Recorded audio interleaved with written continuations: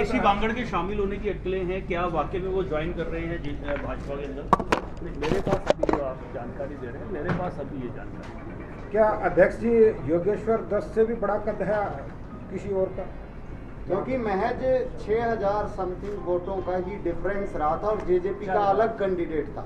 इतना बड़ा प्रोफाइल अगर चेंज होता है तो क्या पार्टी के लिए आघात नहीं होगा ये? देखिए, उम्मीदवार का तय होने की पार्टी की अपनी एक पद्धति है और उसका विमर्श करने का, संवाद का, चर्चा का अपना एक तरीका है। एक फीडबैक हमने अपनी प्रदेश की चुनाव समिति में दिया है और अगला फीडबैक वहाँ जो ऑपरेट कर रहे हैं उन साथियों के साथ आज हम बात करते हुए राष्ट्रीय अध्यक्ष जी के सामने जाएंगे। हमारी राष्ट्रीय पार्टी है और वहाँ से विचार विमर्श होने के बाद ही निर्णय होते हैं, तो जो भी निर्णय होगा वो आपके सामने आ जाएगा। धनखड़ साहब, एक सवाल ये है कि अभी तक वहाँ पे इनेलो का प्रत्याशी जीता है या कांग्रेस पार्टी का प्रत्याशी जीता है, तो क्या कितनी बड़ी चुनौती मानते हो? क्या आप उस चीज़ को अब दरकिनार? देखिए, 2014 में हमारी सरकार बनी, बहुत सारी सीटें हम पहली बार ही जीत कर आए थे। जिंदगी में बहुत बातें कई बार पहली बार ही होती हैं। हम कई सारे तो पहली बार में ही मुख्यमंत्री भी बन गए और मंत्री भी बन गए। इसलिए पहली बार कोई ऐसा विषय नहीं होता कि पहली बार, कभी ना कभी तो पहली बार होता ही। आपने भी ज़िंदगी में कभी पहली बार साइकिल चलाई होगी, कभी पहली बार मोटरसाइकिल चलाई होगी, तो उस नाते से बहुत सारे विषय पहली बार पर भी होते हैं। और बड़ौदा के लोग अब विकास चाहते हैं और उनका मन उस प्रकार का है। जहाँ तक आप चुनौती की बात करते हो, चुनौती तो ये कांग्रेस के लिए है क्योंकि ये उनकी सीट थी, वर्षों तक उनका लिटमस टेस्ट है। हमारे लिए तो ये एक जैसे जींद की सीट लोकल की थी, एक अवसर के रूप में आई थी। हमारे लिए तो ये अवसर के रूप में उपस्थित हुई है और हम अपना पूरा प्रयास कर रहे हैं कि ये हमारी उपलब्धि में बदले।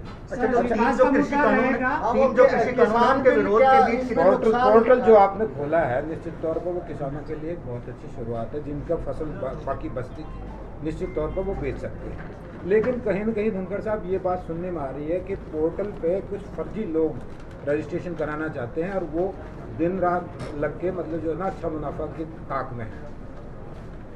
देखिए, एक बात आपने अच्छी बात कही है कि पोर्टल किसानों की सुविधा के लिए है और पोर्टल इसलिए खोले गए हैं कि हमारे यहाँ हमारे किसानों के अनाज की खरीद हो, बाहर से लाए हुए अनाजों की खरीद, खास करके बाजरे की, वो ना हो। क्योंकि हमारे किसान को हम पैसा देना चाहते हैं, क्योंकि अड़ोस पड़ोस का राज्य जैसे कांग्रेसी स्टेट रूलिंग स्टेट है राजस्थान, वो बाजरा नहीं खरीद रही है। हमारे पंजाब में भी बाजरा नहीं खरीदा जा रहा, बाजरा केवल हम खरीद रहे हैं। तो हम खरीद रहे हैं तो हमारा जो बाजरे का किसान है उसको पैसा देना चाहता है। इसलिए कोई बाहर से ला के और उस प्रकार का पंजीकरण करा के उसका रास्ता निकालने की कोशिश करता है। तो इसीलिए मेरी फसल मेरा ब्यौरा लाए हैं कि सभी तरह की जांच परख के बाद ही हमारे अपने किसानों का एक एक दाना खरीदा जाए। और ये कोई उस प्रकार की, मैं कहूँगा कि कोई अपने व्यापार के लिए बाहर से लाकर या बिक्री करके उस प्रकार की सरकार के पैसा उस प्रकार से बाहर के उसमें ना जाए या किसी के बिजनेस पर्पज में ना जाए। किसानों को जो देना चाहते हैं वो किसानों की जेब में जाए और इसीलिए सारी व्यवस्थाएं खड़ी की गई। धनखड़ जी, जिस तरीके से किसान विरोध कर रहे हैं लगातार, क्योंकि बड़ौदा जो हल्का है मैक्सिमम रूरल एरिया है, किसान वहाँ पर ज़्यादा हैं, आपको लगता है कि एक चुनौती वहाँ पर है, किसान अभी भी विरोध कर रहे हैं? देखिए, बड़ौदा में हजारों हजार किसान, आप सबने भी देखा, दलाल साहब भी थे, मैं भी था, मोहन लाल कौशिक भी थे और पूरे प्रदेश का मीडिया भी था। किस तरह से ट्रैक्टरों पर सवार होकर बीजेपी के झंडे लगा के मोदी जी की जय बोलते हुए और किसान धन्यवाद यात्रा करने के लिए आया था। और उस किसान धन्यवाद यात्रा में 6 बातों के लिए उन्होंने धन्यवाद किया कि आप जो खरीद करा रहे हो एमएसपी पे, ये कांग्रेसी तो झूठ बोल रहे थे, खरीदी नहीं होगी, हम आपका धन्यवाद करते हैं। आपने अगली फसल का एमएसपी घोषित कर दिया, बढ़ा के कर दिया, हम आपका धन्यवाद करते हैं। आपने 6-6 हज़ार रुपये सीधे हमारे खाते में दे दिए, हम आपका धन्यवाद करते हैं। आपने 50% प्रॉफिट के साथ फसलों के दाम देने शुरू किए, ये कांग्रेसी तो स्वामीनाथन की रिपोर्ट को पैरों तले दबाए बैठे थे, हम आपका धन्यवाद करते हैं। आपने फसल बीमा शुरू करा के और एक बड़ी रकम हमारे खातों में पहुंचवा दी। अब तो ये लगभग 3000 करोड़ के नज़दीक पहुंचने को हो रही है। हम आपका धन्यवाद करते हैं और डिजास्टर मैनेजमेंट वाले पैसे और लगाएंगे तो ये जाके मुझे लगता है 5700 करोड़ पहुंचने वाली है। हम आपका धन्यवाद करते हैं। तो इन सब बातों के लिए और 3 जो नए कानून आपने आए, डायरेक्ट मार्केटिंग, चाहे खेत से बेचो, चाहे घर से बेचो, चाहे अपने खलियान से बेचो, उसका भी रास्ता खोल दिया। इसका धन्यवाद हजारों हजार किसानों ने सब्जी मंडी गोहाना में इकट्ठे होकर आपके सामने किया है। किसान जो है वहाँ का खुश है और निश्चित रूप से मुझे लगता है कि इतने अच्छे, क्योंकि इन्होंने तो कभी मनमोहन के राज में फुट्टी कोड़ी भी नहीं दी है, तो बात वाले हैं। हुड्डा कमेटी की रिपोर्ट भी लागू नहीं की। किसान को एक एक बात पता है। किसान बहुत समझदार है हमारा। 6-6 हज़ार रुपये पहली बार उसके खाते में आए हैं। राहुल के पिताजी तो कहा करते थे कि मैं 1 रुपया भेजता हूँ तो 15 पैसे पहुँचते हैं। इनके पिताजी ने खुद कहा हुआ है मीडिया के सामने। अब मोदी जी 2000 बेचते हैं तो 2000 आते हैं। तो ये जो खेती, फिर 340 गन्ने का भाव पूरे भारत में सबसे ऊंचा। उसी साल में पेमेंट पंजाब में 310 से दिला दो ना हुड्डा साहब जाके, और पेमेंट करा दो 2-2 साल की पड़ी रहती है।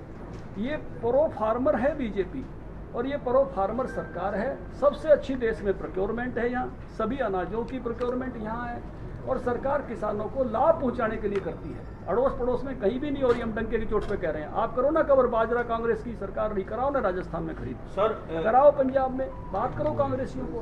धनखड़ साहब, एक सवाल है, पूरा आंदोलन खत्म हो सकता है अगर आप बिल में एक लाइन लिख दें कि एमएसपी लागू रहेगा और जो इससे नीचे खरीदेगा उसके खिलाफ कानूनी कार्रवाई। उस एक लाइन लिखने में क्या दिक्कत है जब सबका मुंह बंद हो सकता है? मुझे लगता है कि आपके माध्यम से किसान भाइयों को ये बात बहुत ही स्पष्टता के साथ जानी चाहिए।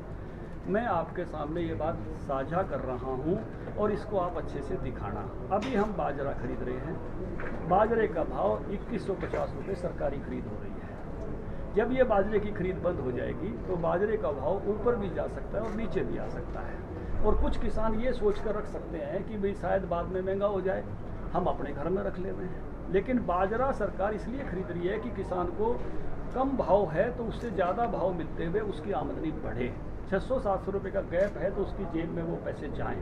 लेकिन जब हम बाजरा वापस बेचेंगे तो बाजरे की मार्केट डाउन आ जाएगी, और उस समय जब बाजार में बाजरा सस्ता है तो किसी निजी व्यापारी को आप विवश नहीं कर सकते कि बाजार की बजाय वो किसान का बाजरा खरीदे 2150 के भाव में। वो कहेगा भाई मंडी में अगर मुझे 1200 मिल रहा है, मंडी में अगर मुझे 1500 मिल रहा है, तो मैं 2150 में क्यों लेऊंगा आपका?